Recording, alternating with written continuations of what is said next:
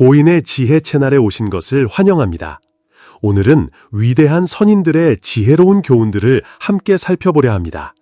특히 한국의 눈부신 성공 신화 뒤에 숨겨진 값진 교훈들을 이야기해 드릴 텐데요. 영상 끝까지 함께 해주시면 여러분의 삶에 놀라운 통찰을 선물할 내용들이 기다리고 있으니 놓치지 마세요. 한국의 값진 성공 비결 6가지. 첫 번째 교훈, 경부고속도로와 영동터널. 1960년대 동아시아의 가난하고 낙후된 나라였던 한국은 한강의 기적이라 불리는 비약적인 발전을 이루었습니다. 삼성, 현대, LG, 롯데, 대우 등 세계적인 다국적 대기업들이 성장하며 역동적인 경제를 이끄는 모범 사례가 되었죠. 또한 영화, 드라마, K-팝 등 문화산업이 꼽히면서 세계적인 문화 수출국으로 자리매김했습니다. 오늘 이 시간 저희는 한국의 성공 뒤에 숨겨진 6가지 값진 교훈들을 여러분과 나누고자 합니다. 이 소중한 배움들이 여러분과 여러분의 가족에게 최고의 선물로 다가가기를 진심으로 바랍니다. 한국의 값진 성공 비결 6가지. 첫 번째 교훈, 경부고속도로와 영동터널. 1964년 박정희 대통령은 서독 방문 후 돌아와 경부고속도로 건설을 꿈꿨습니다. 그 누구보다 부산에서 수도 서울을 잇는 고속도로가 국가의 동맥이 될 것이라는 의미를 알고 있었기 때문이죠. 하지만 당시 어려운 상황에서 그는 많은 반대에 부딪혔습니다. 특히 야당과 세계은행의 반대가 거셌습니다. 그때 한국은 정말 힘든 시기였습니다. 많은 이들이 고속도로 건설 계획을 비현실적이고 심지어 허황된 꿈이라고 여겼습니다. 그러나 그는 좌절하지 않았습니다. 그를 가장 고뇌하게 한 것은 과연 얼마의 예산이 필요할 것인가 하는 문제였습니다. 그래서 그는 3명의 담당자에게 이 답을 찾아오라는 임무를 맡겼습니다. 첫째는 건설부, 재무부, 교통기획부였고 둘째는 한국의 주요 기업들이 모여있는 경제 중심지인 서울시였으며 셋째는 당시 현대건설의 정주영 사장이었습니다. 훗날 현대그룹 회장이 됩니다. 박정희 대통령은 정주영 사장을 소양강 댐 건설을 통해 보여준 그의 의지와 창의성을 높이 평가했으며 그가 태국에서 고속도로 건설 경험이 있다는 것을 알고 있었습니다. 얼마간의 연구 끝에 새 담당자는 총 예산을 보고했습니다. 교통부는 650억 원, 서울시는 180억 원, 그리고 정주영 사장은 380억 원이었습니다. 이 숫자들은 대통령을 매우 고뇌하게 만들었습니다. 180억 원에서 650억 원까지의 차이가 너무나 컸고 심지어 국가 전문기관에서 나온 수치였기 때문입니다. 반면 380억 원은 이제 막 떠오르는 민간기업의 수치였습니다. 한동안 숙고하고 선택한 끝에 그는 정주영 사장을 불러 물었습니다. 이 공사를 당신에게 맡긴다면 물가 상승률 10%를 더한 430억 원에 이 공사를 맡을 용의가 있습니까? 굳건한 의지와 애국심을 지닌 정주영 사장은 몇 초간 생각한 후 대통령의 제안을 받아들이기로 결심했습니다. 비록 그때는 인플레이션이 매우 심했고 위험 부담이 매우 높은 시기였습니다. 그리고 나중에 설계 용량이 변경되면서 100억 원이 더 추가되었습니다.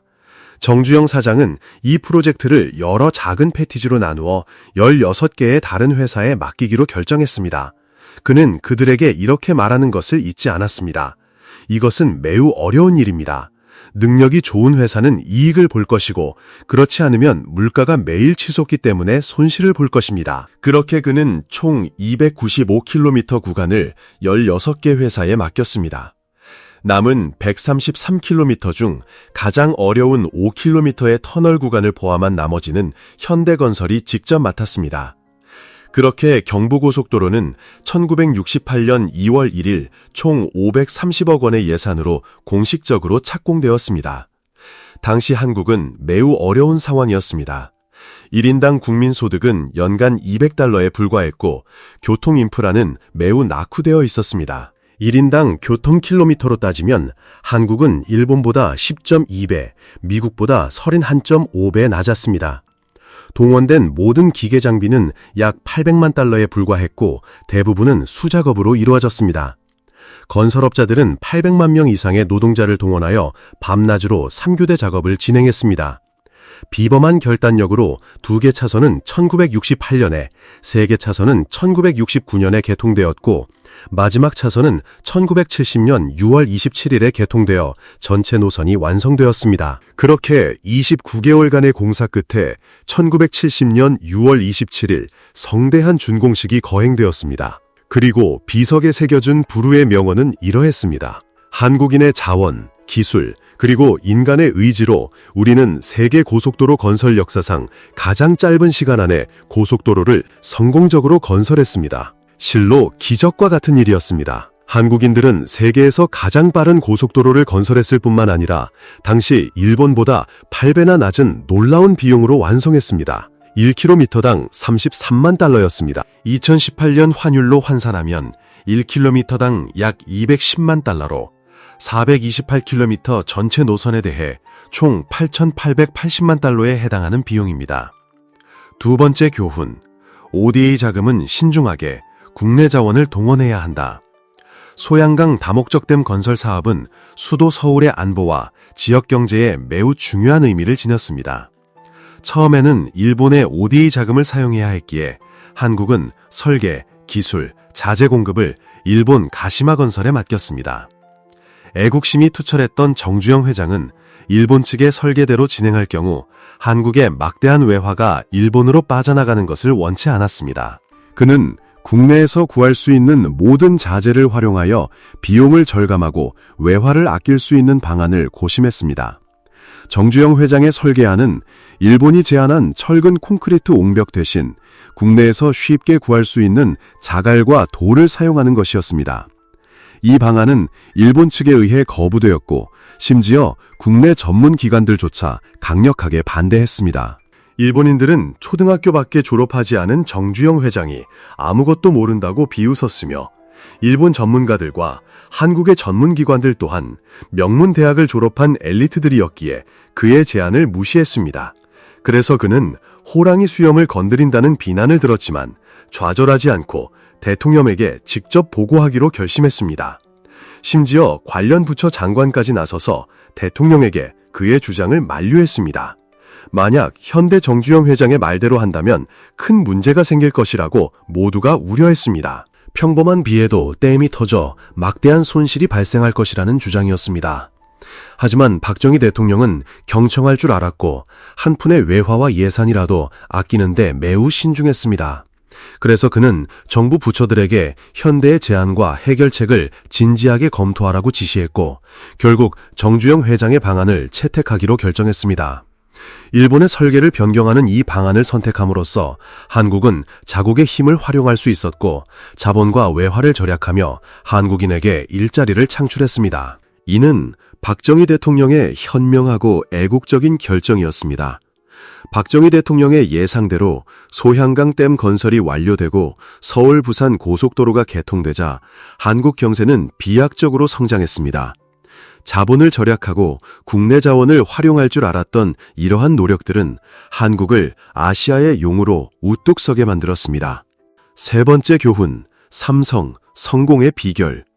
삼성은 80개 이상의 계열사를 거느린 다국적 기업입니다. 대한민국 최대의 다각화된 재벌 그룹으로 성장한 삼성은 1990년대부터 국제적인 기업으로 발돋움하기 시작하여 2012년에는 세계 최대의 휴대폰 제조업체가 되었습니다. 삼성은 대구에서 건어물, 잡화, 국수를 판매하는 작은 회사로 시작했습니다. 30년 후 삼성은 식품 가공, 섬유, 보험, 증권, 유통에 이르는 다양한 산업 분야의 기업으로 성장했습니다. 하지만 이때까지만 해도 전자산업과는 관련이 없었습니다.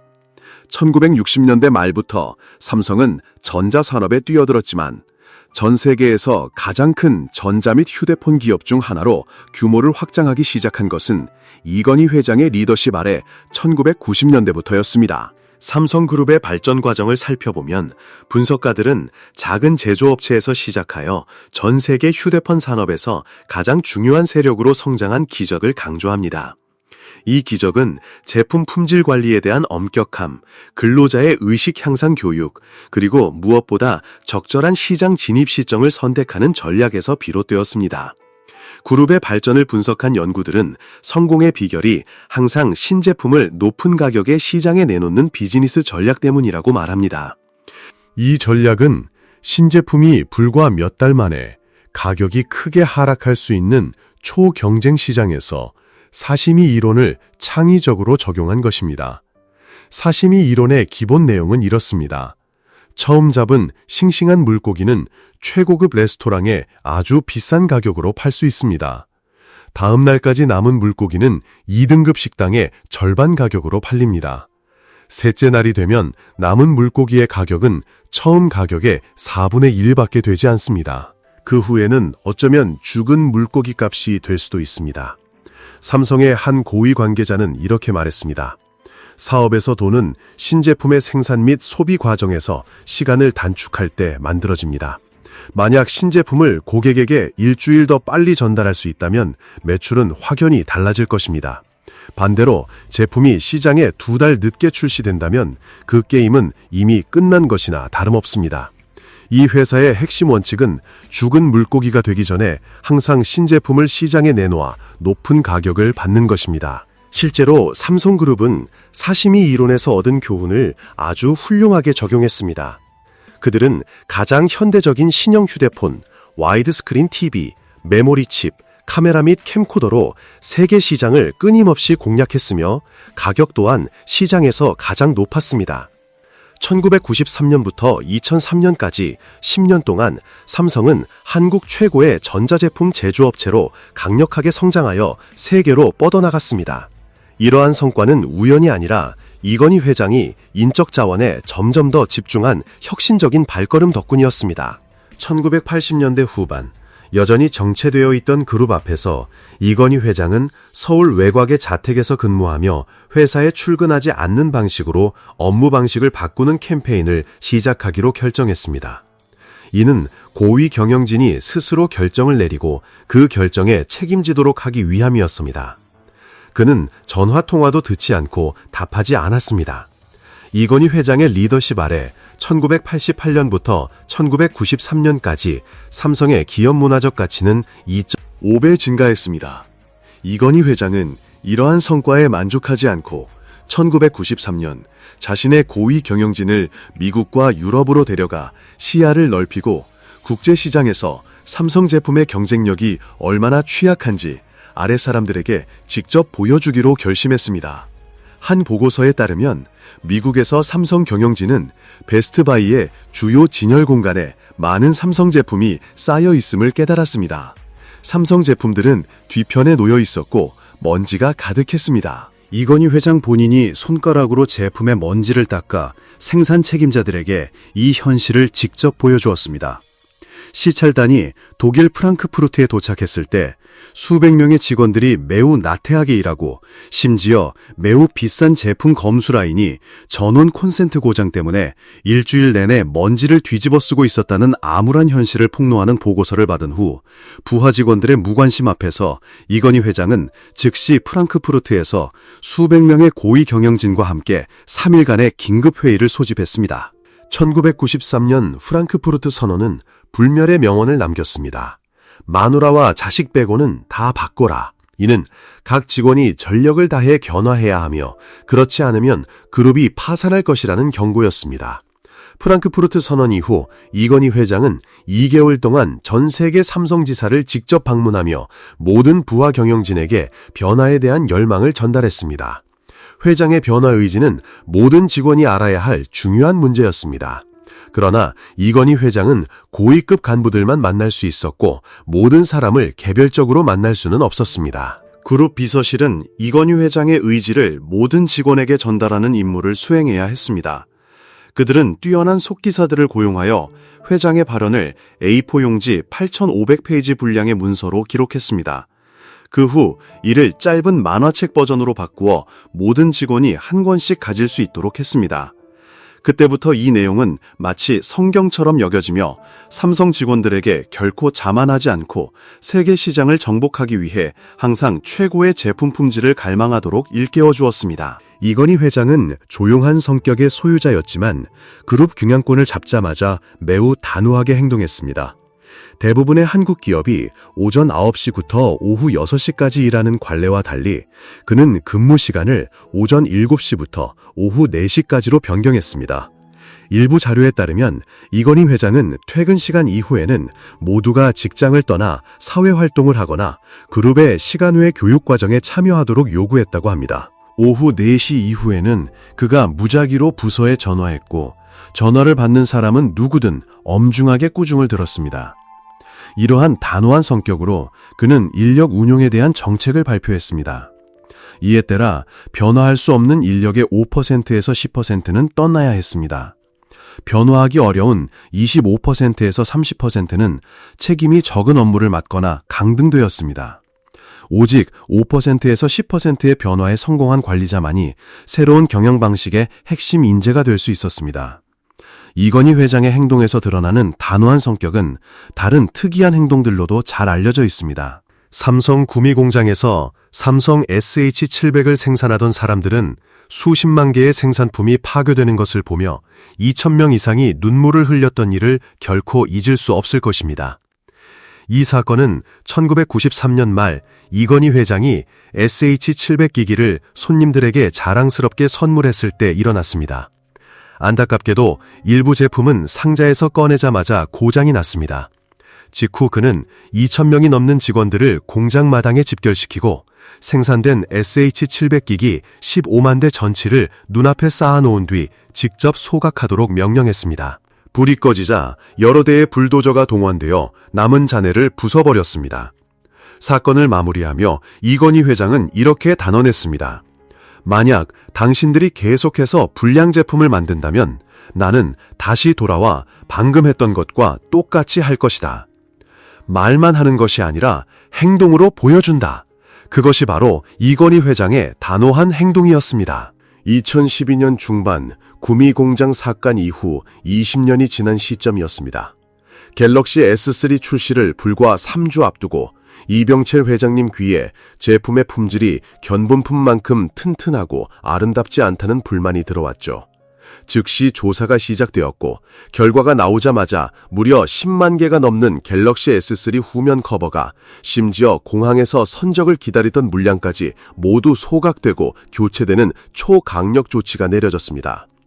이병철 회장님은 삼성의 사업 초점을 저가 다품종 생산에서 첨단 기술과 프리미엄 제품을 활용한 고부가가치 제품 생산으로 과감히 전환시켰습니다. 삼성그룹은 강력한 브랜드와 인재 중심의 핵심 가치를 더욱 빛내기 시작했죠. 삼성의 놀라운 경영 기적은 관리자들과 정책 입안자들이 인적 자원 구축, 기업 문화, 전략적 사고, 그리고 특히 기술을 활용해 고부가 가치 제품을 창출하는 데 있어 실질적인 교훈을 얻을 수 있게 해줍니다. 삼성에서는 인적 자원이 핵심입니다. 자본에 주로 의존하던 경영 모델에서 고품질 인적 자원을 활용하는 모델로 전환하기 위한 중심에 인재가 있었죠. 약 2,000명의 관리자들이 모범을 보이며 그룹 학습센터에서 스스로 배우고 인수인계 행사나 훈련 과정을 통해 기업을 체계화했습니다. 고품질 인력을 바탕으로 기업 문화는 발전의 기반이 되었습니다. 기업 문화 활동은 결속력을 높이고 업무 에너지를 재충전하며 직원들의 창의성을 증진시키는 촉매제 역할을 톡톡히 해냈습니다. 삼성은 다양한 국적의 사람들이 서로의 언어와 문화를 배우고 익히도록 장려했으며 직원들과 그 가족들이 교류하고 만날 기회를 제공하는 행사를 정기적으로 개최했습니다. 이와 함께 사회적 책임 또한 그룹의 독특한 문화적 특징이 되었는데요. 임직원 자원봉사 프로그램은 빠르게 전 세계적으로 큰 반향을 불러일으키는 운동으로 발전했습니다. 그룹에 있어 가장 중요한 것은 바로 리더십 개발에 대한 사고방식이었습니다. 삼성은 전략적 플라이휠 사고방식을 가지고 있었죠.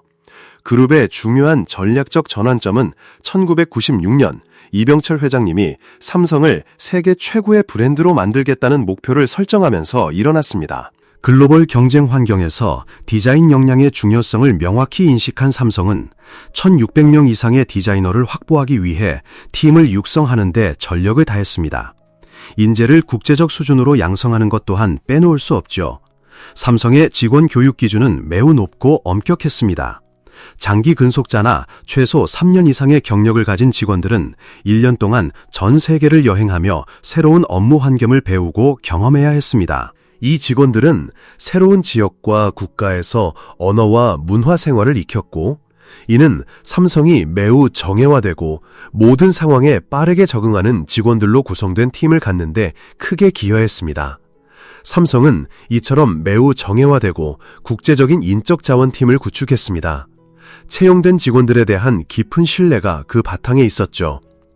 삼성은 첨단 기술 제품으로 유명한 그룹입니다.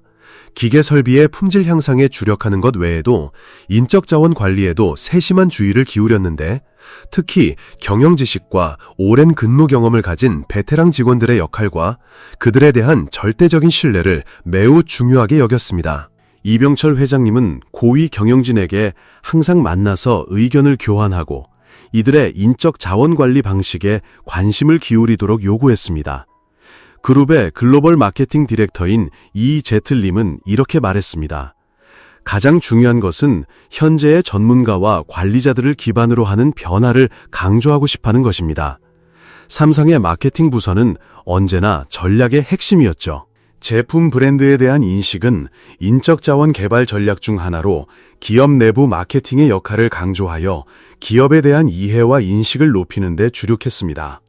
전 세계적으로 제품 홍보를 촉진하기 위해 구축된 55개의 자회사를 통해 삼성은 20개가 넘는 다양한 슬로건으로 제품을 홍보했습니다.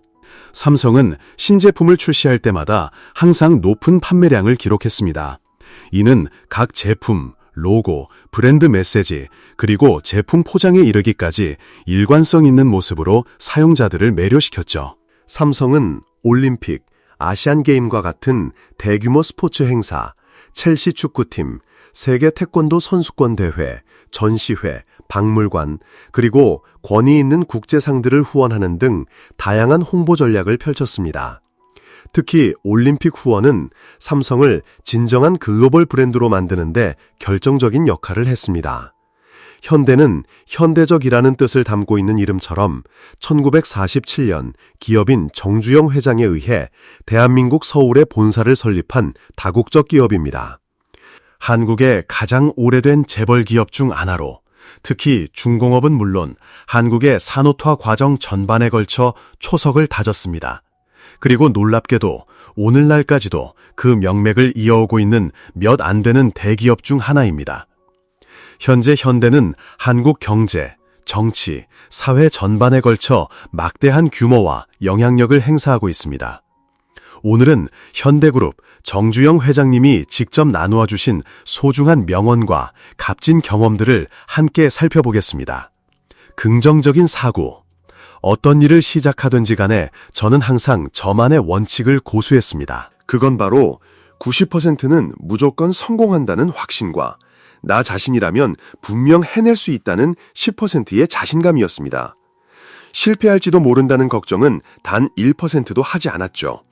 부정적이고 비관적인 생각은 발전과 성장을 가로막는 장애물일 뿐입니다.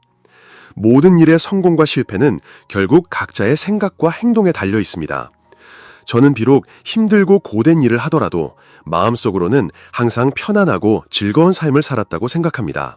행복은 외부의 현실이 아닌 우리 마음속에서 비롯되는 것입니다. 사람이 성공할 때면 실패의 위험 또한 싹트기 시작하죠. 이번에 실패했더라도 다음번에는 반드시 행복해질 수 있다고 믿습니다. 자신의 목표에 대한 확고한 믿음을 가지고 그에 상응하는 노력을 기울인다면 누구라도 자신이 원하는 바를 이룰 수 있을 겁니다. 많은 우여곡절을 겪고 사업의 정점에 섰던 정주영 회장님에게 행복에 대한 관점은 의외로 간단했습니다. 그에게 행복이란 어떤 상황, 어떤 위치에서 무슨 일을 하든지 간에 온 마음과 온 힘을 다해 업무를 완수하고 주변 사람들의 기대를 저버리지 않으며 동시에 항상 밝고 긍정적인 미래를 향한 희망을 품는 것이었습니다. 정주영 회장님의 생각에 따르면 긍정적인 사고는 다른 모든 에너지의 근원이 되는 첫 번째 토대였습니다. 이는 정신력의 시작이며 나아가 육체적인 힘으로까지 전환될 수 있는 원동력이 됩니다. 진정으로 강해지고자 하는 사람은 먼저 강한 의지를 지녀야 합니다. 우리는 자신이 해낼 수 있다는 믿음을 가질 때 비로소 성공할 수 있습니다. 그래서 저는 늘 이렇게 생각했습니다. 인간에게 가장 중요한 것은 오직 의지가 있는가 없는가이다. 의지만 있다면 못할 일이란 결코 없죠. 긍정적인 생각을 지닌다면 하늘이 무너져도 솟아날 구멍이 있듯이 어떤 일이든 해낼 수 있습니다. 이러한 믿음을 증명하기 위해 정주영 회장님은 어린 시절의 한 추억을 떠올리셨습니다. 당시 10살에 불과했던 어린 그는 자결하는 태양 아래서 아버지와 함께 논밭에서 땀 흘려 일해야 했습니다. 만약 비관적인 사람이었다면 그저 햇볕 아래서 고생하며 일하는 자신 외에 다른 행복은 생각하지 못했을 겁니다. 그런 사람들에게 삶은 늘 단점투성이로만 보일 테니까요. 하지만 정주영 회장님은 달랐습니다. 어린 시절부터 그는 현재에 만족하며 행복하게 사는 법을 일찍이 배웠습니다. 그는 가끔씩 화가 나거나 지칠 때면 잠시 그늘에서 낮잠을 자고 시원한 바람을 즐기면서 그것만으로도 자신이 정말 행복하다고 느꼈습니다. 조금 더 자라면서 그는 집을 떠나 부자가 될 길을 찾고 싶다는 꿈을 키웠습니다. 여비를 마련하기 위해 정주영 회장님은 나무통을 짊어지고 시장에 팔러 갈 때마다 푼돈을 아껴 모았습니다. 수많은 가게들이 즐비한 길을 지나갈 때마다 배고픔에 지치곤 했지만 그는 굳건한 결심을 결코 잃지 않았습니다.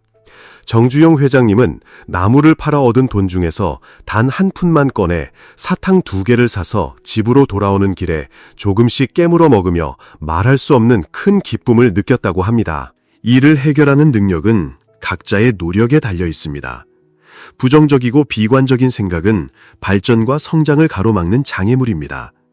계속해서 부정적인 생각에 빠져 있는 사람은 자신의 능력을 온전히 발휘할 수 없습니다. 그들은 항상 불평하고 불만을 토로하며 좌절감에 빠져 시간과 에너지를 낭비하기 때문에 절망적인 결과는 단연한 수순입니다. 정주영 회장님은 자서전 이봐 해봤어? 원제 시련은 있어도 실패는 없다 에서 이렇게 썼습니다. 열심히 노력하면 모든 일이 성공할 수 있다는 낙관과 믿음을 가져라. 시간이 흐르면서 그 귀중한 덕목은 더욱 깊고 강해졌습니다. 바로 그 덕목이 정주영 회장님과 현대가 상상조차 할 수 없는 일들을 해낼 수 있도록 만들었습니다. 그중 하나가 바로 현대조선소의 탄생입니다. 당시 8천만 달러를 마련하기 위해 정주영 회장님은 전 세계의 주요 은행들을 찾아다니며 대출을 문의해야 했습니다. 영국 바클레이스 은행에 찾아갔을 때 그는 대형 선박 건조 경험은 물론이고 심지어 기술조차 없다는 이유로 단호하게 거절당했습니다. 하지만 그의 명성 덕분에 은행은 대사관을 통해 한국의 몇몇 분야에 대한 정보를 파악했습니다. 그리고 이어서 한국선박협회의 말을 인용하며 그 일은 불가능하다고 못 박았습니다. 그때 정주영 회장은 그들에게 이렇게 말했습니다. 모든 일은 할 수 있다고 생각하면 반드시 해낼 수 있습니다. 하지만 다른 조선협회나 조선회사들은 이 일을 할 수 없다고 생각합니다. 그들은 저보다 먼저 여러분께 돈을 빌리러 왔었을 겁니다. 그들이 할 수 없다고 생각했기 때문에 누군가 물으면 당연히 할 수 없다고 말했을 겁니다. 하지만 저는 분명히 해낼 수 있다고 생각합니다. 부디 서류를 다시 한번 심사해 주시길 간곡히 부탁드립니다.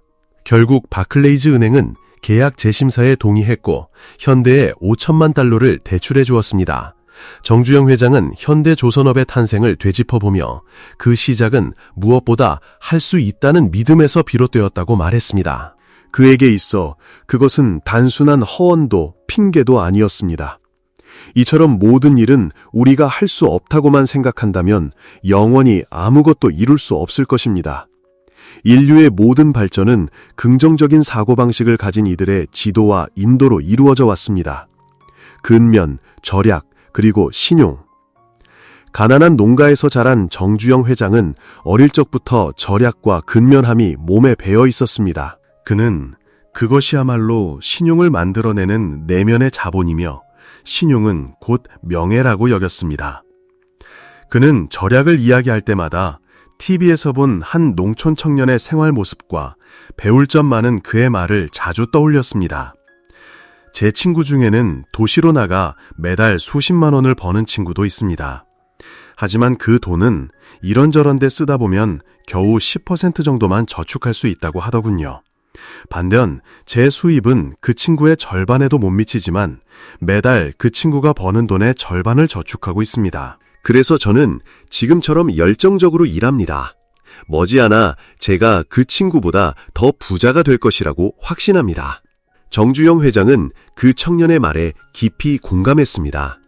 그는 열정적으로 일하고 철저히 절약하는 사람이 낭비하는 사람보다 더 부유해질 수 있다고 보았습니다.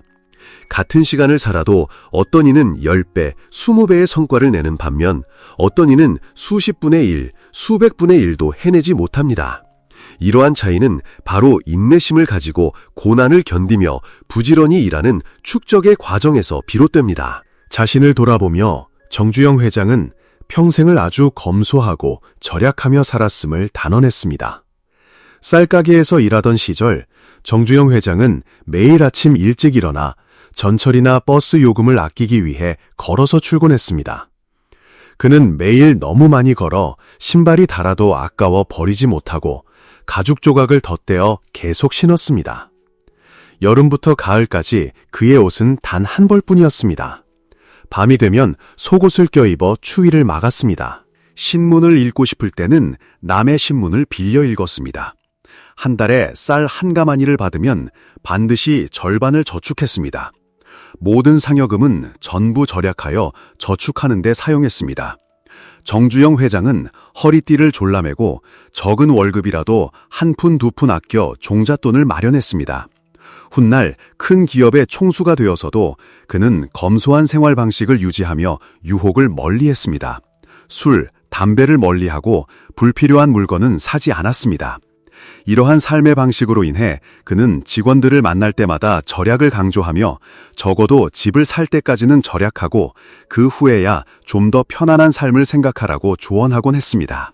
절약은 담배를 피우지 않고 술을 마시지 않고 커피를 마시지 않고 도박을 하지 않고 사치품을 사지 않는 것과 같은 간단하고 실용적인 방법으로 실천할 수 있습니다. 예를 들어 새를 얻어 사는 집에 텔레비전을 사는 것은 불필요합니다. 뉴스를 볼 목적이라면 신문을 읽고 라디오를 듣는 것으로도 충분합니다. 옷을 많이 사지 않는 것도 중요합니다.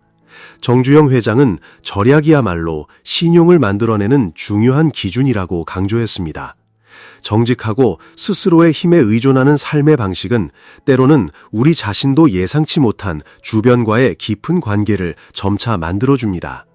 근면함과 정직함으로 얻어진 신뢰는 우리가 도움을 줄 사람들을 만나는데 전혀 어려움이 없도록 해줄 것입니다. 그는 버는 만큼 다 쓰고 버는 것 이상으로 돈을 쓰며 항상 빚을 지고 사는 사람들을 신뢰하지 않았습니다. 절약과 더불어 신뢰를 쌓으려면 근면함이 필수적입니다. 빠르게 행동하고 시간을 절약하며 부지런히 일하는 의식을 가진 사람만이 밝은 미래를 기대할 수 있습니다. 하루의 근면함은 깊은 잠을 선물하고 한 달의 근면함은 삶의 향상을 가져올 것입니다. 1년, 2, 3년, 나아가 평생을 근면하게 살면 거대한 발전을 이룰 수 있습니다. 근면한 사람의 삶은 얼마나 더 의미 있을까요? 그들은 다른 사람보다 몇 배 더 많은 일을 해낼 수 있습니다. 근면함이야말로 우리 삶의 정직성입니다. 근면하지 않으면 신용도 얻을 수 없습니다. 신용을 지키는 것은 사업과 인생에서 생존의 문제입니다. 정주영 회장은 수많은 성공을 이루어냈습니다. 밖에서 보면 사람들은 그것을 쉽게 행운이라고 생각하곤 했습니다. 예를 들어 그가 사장으로부터 쌀가게를 넘겨받은 일, 중동 건설 신화를 이룬 성공, 자동차 정비 공장이 불에 타 전소된 후에도 돈을 빌릴 수 있었던 일, 또는 바클레이즈 은행에 500원을 기부하고는 이 분야에 대한 아무런 경험도 없으면서 5천만 달러를 성공적으로 빌려 배를 만들었던 일들처럼 말이죠. 하지만 정주영 회장님을 아는 분들은 이 모든 성과가 아무리 우연처럼 보이는 일일지라도 결국 수많은 노력 끝에 얻어낸 달콤한 결실이라는 것을 잘 알고 있을 겁니다. 정주영 회장님에게 있어 일에는 기적이란 없었습니다. 모든 것은 끊임없는 노력과 평생에 걸친 헌신으로만 얻어지는 것이었죠. 그의 모든 성공은 신뢰라는 두 글자에서 시작되었습니다. 과거 고향을 떠나 사업의 길을 찾아 나섰을 때 정주영 회장님은 단돈 한 푼도 없었다고 합니다. 만약 단순히 돈을 모아 오늘날 현대와 같은 거대한 기업을 일구려 했다면 결코 해낼 수 없었을 겁니다. 그가 남들보다 더 많이 가졌던 자산은 바로 신뢰였습니다. 덕분에 그는 쌀가게 주인으로부터 가게를 넘겨받아 사업을 시작할 수 있었죠. 돈, 제품의 수량과 품질, 계약 기간 등 모든 면에서 믿을 수 있는 사람이라는 신뢰가 그의 유일한 사업 자본이었습니다. 그렇게 신뢰가 점점 커지고 다른 분야에서의 모든 신뢰가 하나로 모여 정주영 회장님은 오늘날 강력한 현대제국을 건설할 수 있었습니다. 약 20년 전만 해도 현대건설 단 한 분야만으로도 국제금융시장의 두 거대 은행과 거래할 수 있었습니다. 정부의 보증서도 담보도 필요 없었죠.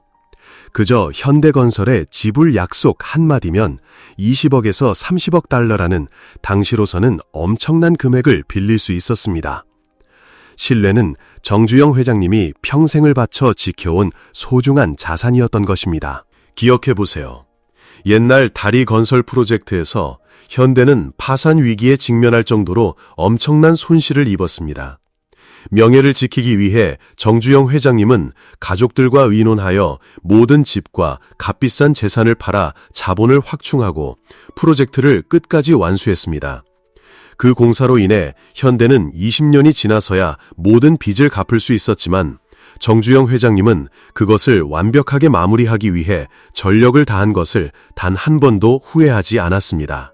오히려 그는 어려운 상황 속에서도 돈으로 살 수 없는 귀한 것, 바로 신뢰를 지켜냈습니다. 현대의 능력에 대한 그의 자신감과 열정은 그룹의 다음 프로젝트들을 위한 길을 활짝 열어주었습니다.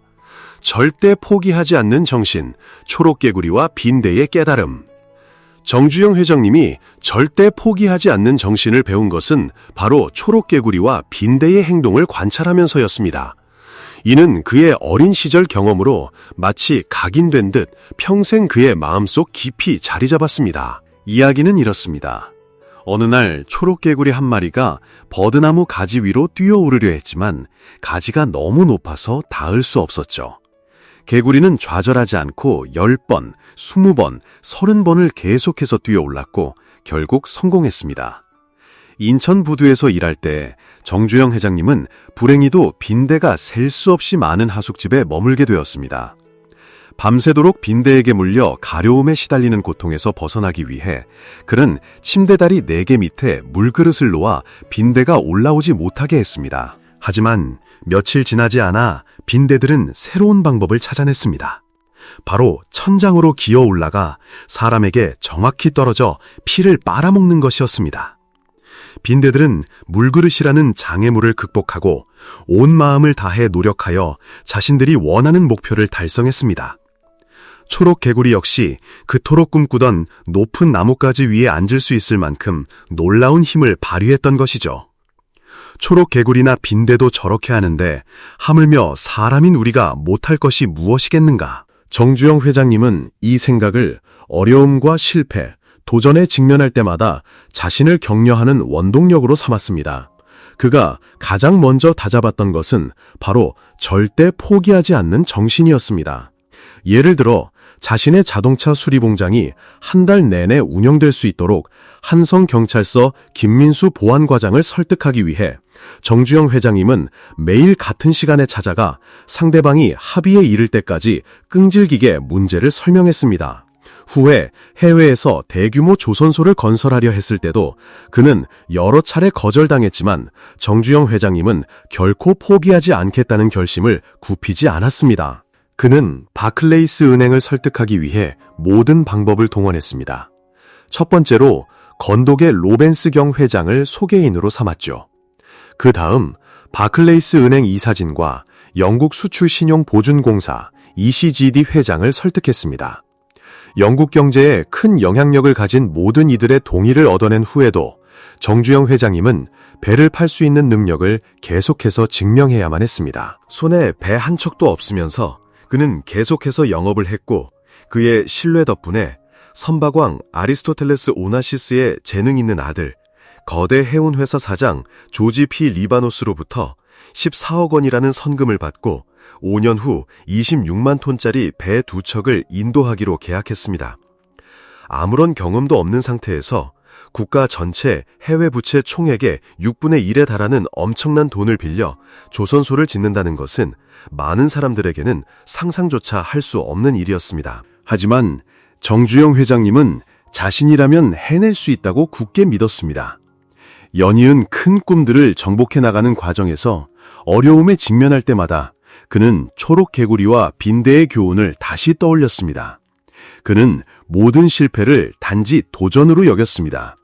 그리고 충분한 믿음과 확고한 결심, 그에 상응하는 노력이 있다면 우리는 어떤 일이든 성공할 수 있다고 믿었습니다. 낡은 사고방식의 장벽 허물기. 정주영 회장은 우리 모두가 크든 작든 낡은 사고방식, 즉 특정 고정관념에 묶여 있다고 말했습니다. 이러한 낡은 사고방식은 매우 위험하다고 강조했는데요. 평소에는 유능한 사람이더라도 역경에 부딪히면 순식간에 무능한 사람으로 변해버릴 수 있기 때문입니다. 그는 논어에 나오는 군자불기, 군자북기라는 구절을 언급하며 군자라면 어느 위치에서든 여러 가지를 알고 많은 일을 해낼 능력이 있어야 한다고 덧붙였습니다. 과거에는 사람들이 원칙과 원리에 얽매였지만 현재 사회에서 성공하려면 이러한 경직된 사고를 버리고 상황에 유연하게 적응해야 합니다. 낡은 사고방식의 노예가 된다면 결코 적응력을 가질 수 없을 거예요. 교과서적인 생각 또한 일종의 함정이죠. 우리는 이러한 함정을 지혜롭게 극복해야만 합니다. 정주영 회장은 자서전 시련은 있어도 실패는 없다에서 아주 흥미로운 이야기를 들려주었습니다. 울산 조선소를 건설할 때의 일이었는데요. 당시 기술 전문가들은 조립 부품을 수심 12m 아래로 운반하려면 거대한 크레인이 필요하다고 주장했습니다. 하지만 정주영 회장은 즉시 그것이 단지 교과서적인 이론에 불과하다고 일축했습니다. 그는 사전 제작된 콘크리트 블럭을 미끄럼 바퀴 위에 싣고 엔진으로 천천히 끌어당겨 해저로 내려보내는 방법을 제안했습니다. 그렇게 거대한 크레인 하나 없이도 모든 콘크리트 블럭이 도크 바닥으로 운반될 수 있었습니다. 비슷하게 조선소에 조립 공장을 건설할 때도 풍속이 너무 높아 작업자들은 크고 견고한 기둥을 세워야만 버틸 수 있을 거라고 생각했습니다. 하지만 정주영 회장은 그것이 비합리적이고 비용이 많이 드는 해결책이라고 보았고 단순히 말뚝을 박는 것만으로도 충분하다고 주장했습니다. 물론 정주영 회장은 아랫사람들이 제시한 해결책을 충분히 이해했습니다.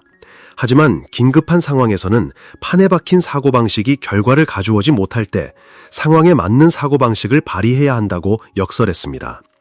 26만 톤급 초대형 선박 2척을 주문했을 때 아마 리바노스 시조차 정주영 회장이 그렇게 일찍 완성할 수 있을 거라고는 생각하지 못해서 5년의 기한을 더 주었을 것입니다. 하지만 정주영 회장은 상식을 깨뜨렸습니다.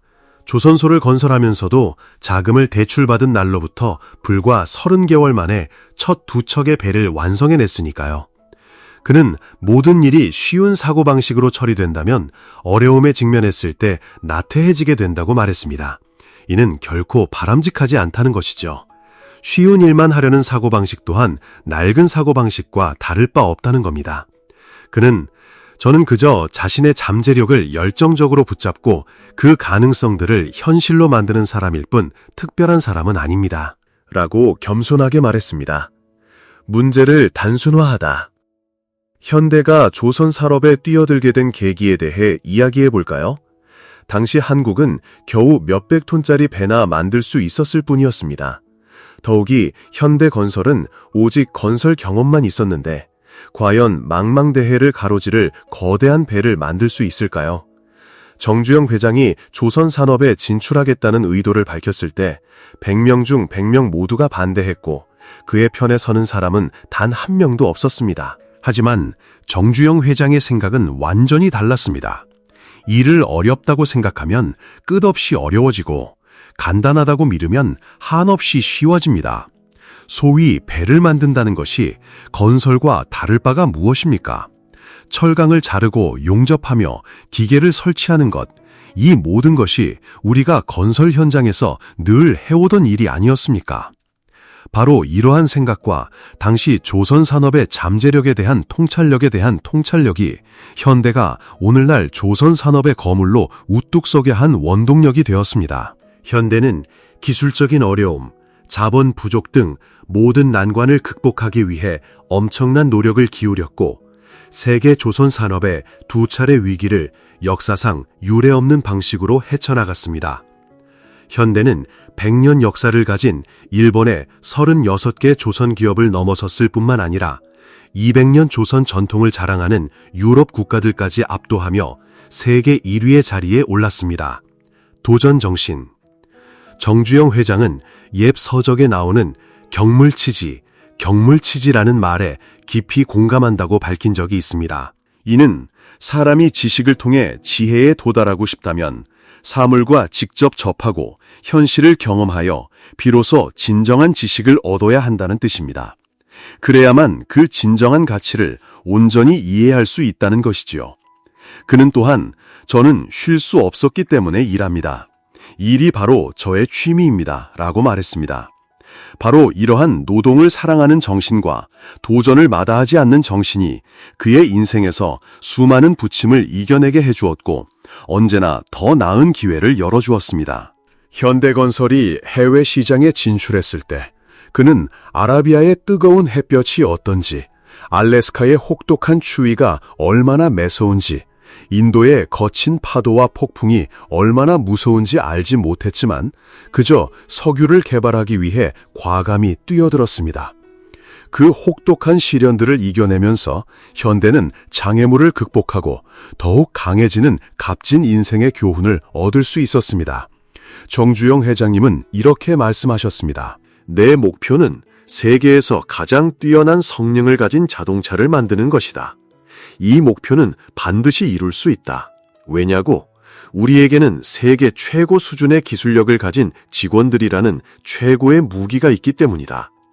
내가 자동차 산업을 선택한 것은 이 분야에 대한 이해보다는 나의 열정과 애정 때문이었다.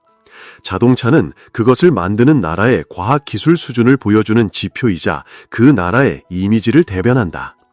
자동차 수출을 통해 쌓인 긍정적인 이미지는 다른 한국산 제품들까지도 수입국에서 높은 평가를 받게 한다. 내 생각에 완벽한 자동차를 만들 수 있는 나라라면 비행기를 포함한 모든 것을 완벽하게 만들어낼 수 있다.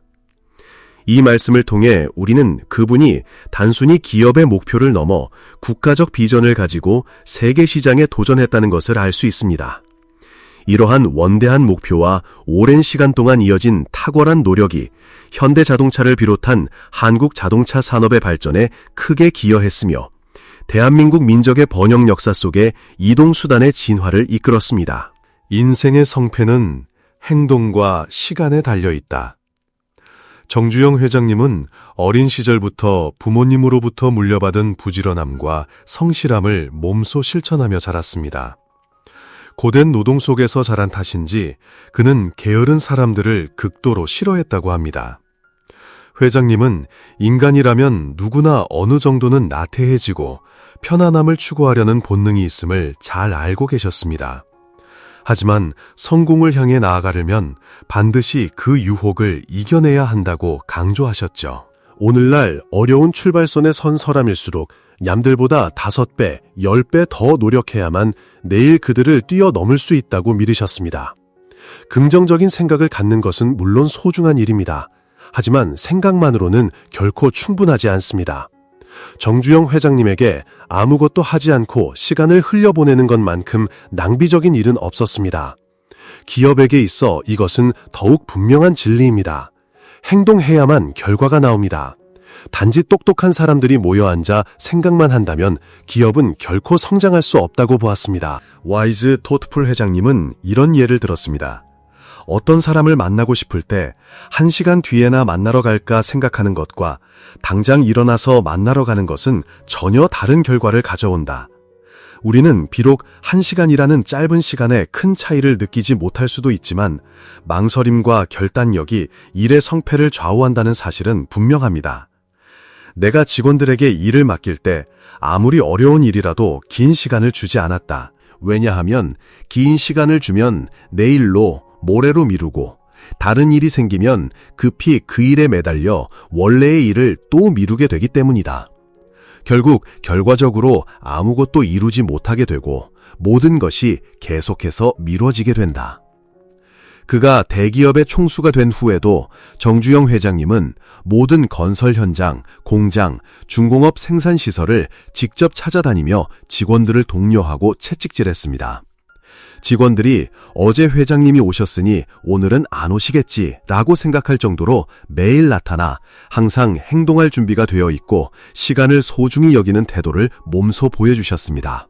유럽이나 미주 지역으로 장기 출장을 다녀온 후에도 아무리 피곤하더라도 다음 날이면 어김없이 출근하셨습니다.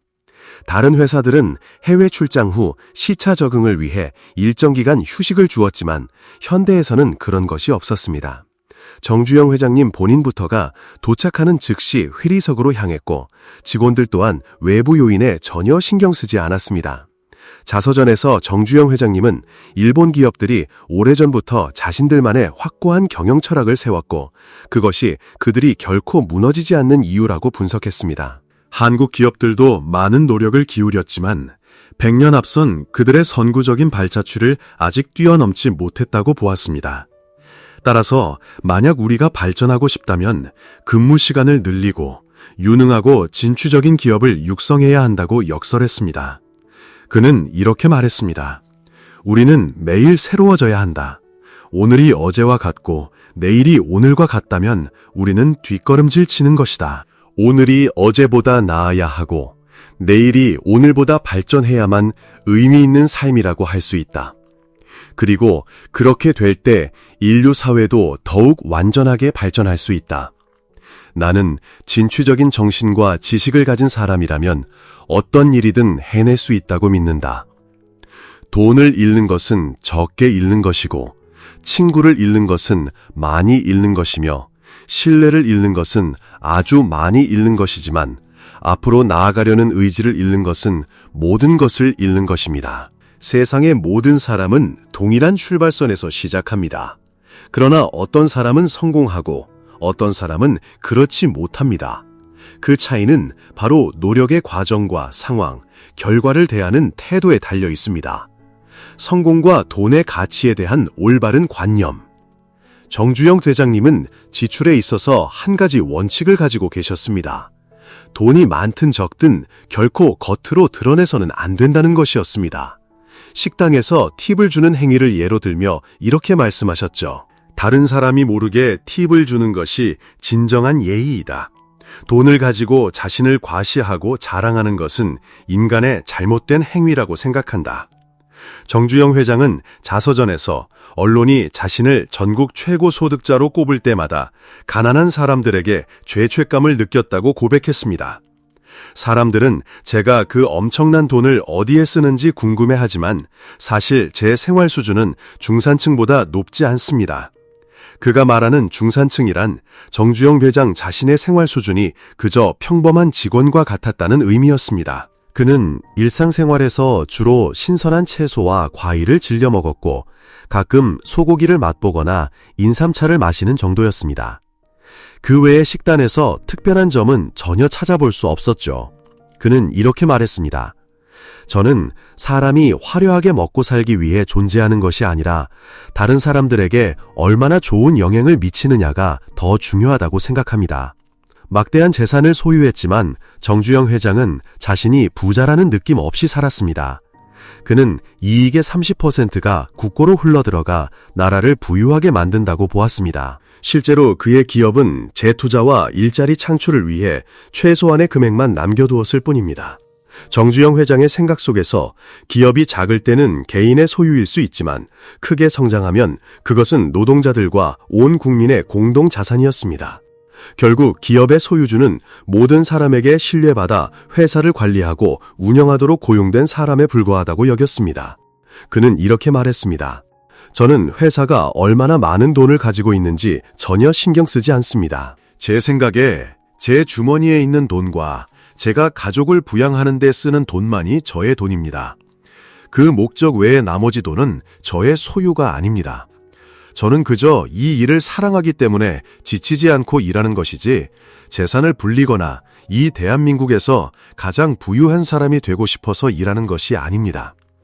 돈의 가치와 소비에 대한 올바른 인식을 바탕으로 정주영 회장은 사람들을 대하는 태도 또한 매우 조화로웠습니다.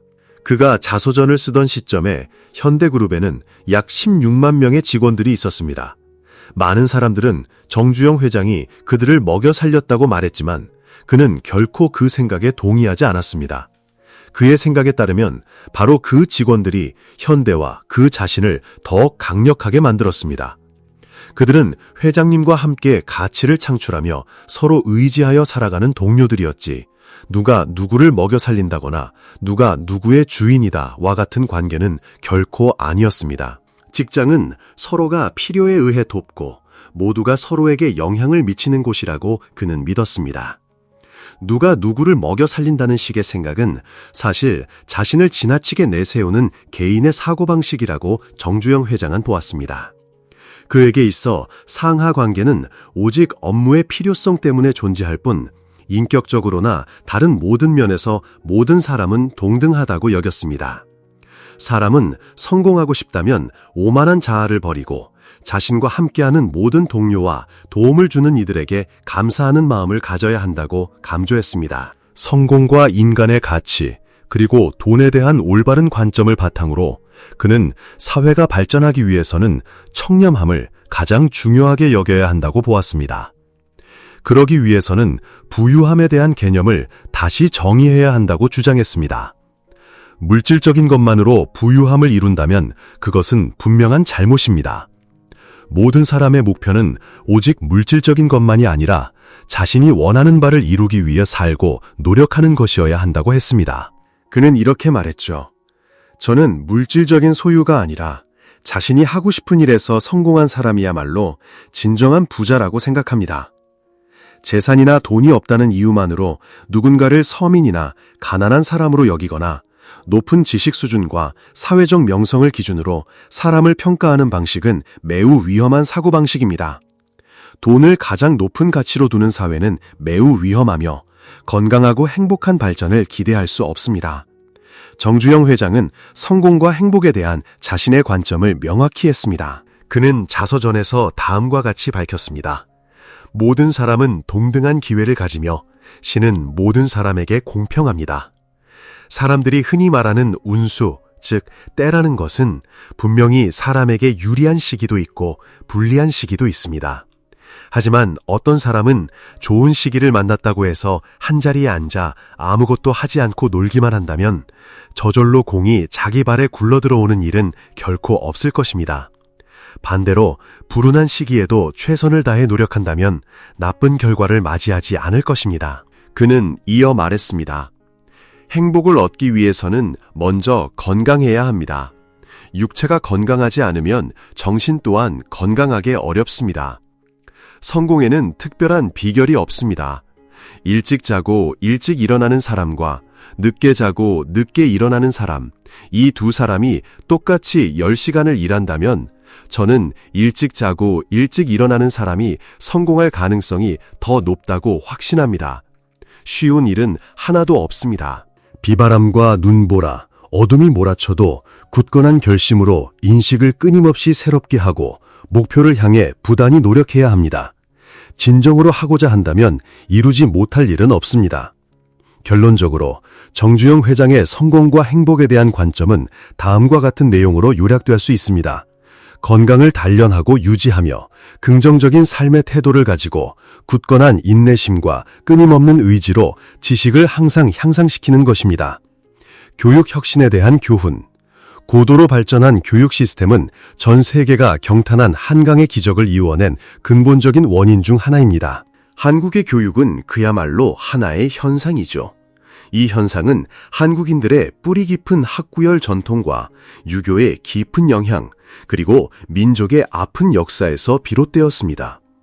현재 한국의 교육 시스템은 일본과 마찬가지로 미국과 서구권 모델인 6-3-4 학제, 즉 초등학교 6년, 중학교 3년, 고등학교 3년, 그리고 전문대학 또는 대학교 4년으로 구성되어 있습니다. 이외에도 석사 및 박사과정과 같은 대학원 프로그램이 있으며 2년에서 3년 과정의 직업훈련학교나 전문기술학교도 운영되고 있습니다. 이러한 교육 시스템은 정규 대중교육과 비정규 특별교육 등 다양한 방식으로 운영되어 왔습니다. 교육개혁의 방향은 학생 중심 교육, 다양화, 자율과 책임, 자유, 평등, 균형을 지향하며 정보 네트워크를 통한 개방형 교육, 그리고 최대 시간 내 고도로 발전된 교육의 디지털화를 목표로 하고 있습니다.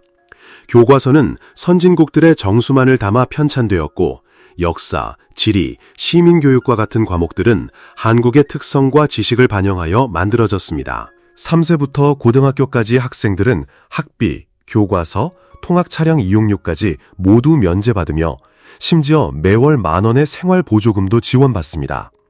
유산학습, 생활기술 교육, 그리고 사회의 실제 활동을 직접 경험하는 교수법이 활용됩니다. 학생들은 학교와 거주지의 깨끗한 환경을 유지하는 데 책임감을 갖도록 교육받습니다.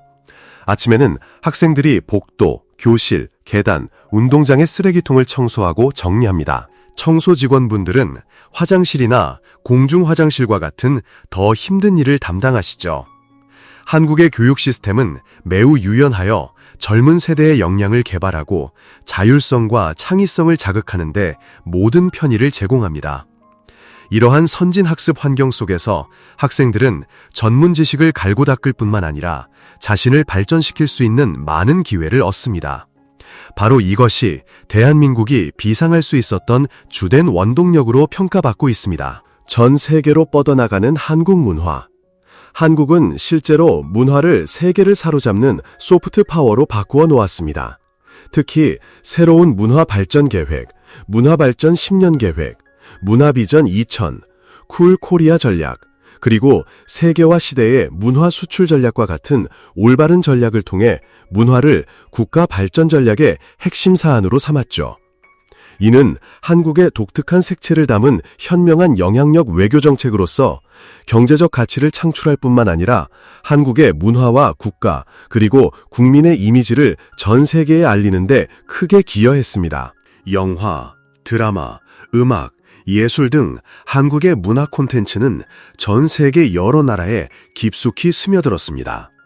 특히 K-팝을 중심으로 한 음악과 드라마를 통한 한류는 강력한 확산력을 가지고 아시아 전역에서 큰 인기를 얻고 있으며 전 세계 젊은이들에게 광범위한 영향을 미치며 하나의 트렌드가 되었습니다. 또한 김치, 김밥, 떡볶이와 같은 유명한 음식들이 전 세계 많은 사람들에게 사랑받는 한국 음식 문화 역시 빼놓을 수 없는 아름다운 매력입니다.